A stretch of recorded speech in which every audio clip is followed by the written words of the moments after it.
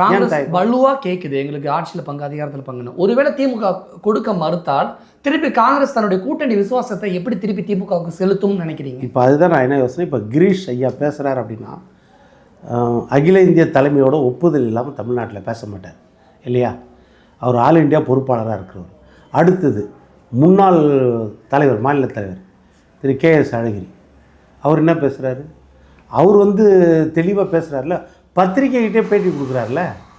60 வருஷமாக நாங்கள் மாறி மாறி ஒவ்வொரு கட்சியும் எங்கள் தோளில் சுமக்கிறோம், இனிமேல் அது மாதிரி கிடையாது, ஆட்சி அதிகாரத்தில் பங்கு, நாங்கள் திமுக கூட்டணியில் இருந்தாலும் ஆட்சி அதிகாரத்தில் பங்கு கேட்போம். எவ்வளோ நாளைக்கு வெறும் சாரை அவங்க சாப்பிட்டுட்டு சக்கையை எங்களுக்கு கொடுப்பாங்க கேட்குறாருல. இதை விட தெளிவாக என்ன கேட்கணும்? இன்றைக்கி ஏன் இது விவாத பொருளாகல? நான் என்ன கேட்குறேன், எல்லா ஊடகங்களும் பத்திரிகைகளும் இதைத்தானே விவாத பொருளாக கொண்டு வரணும்.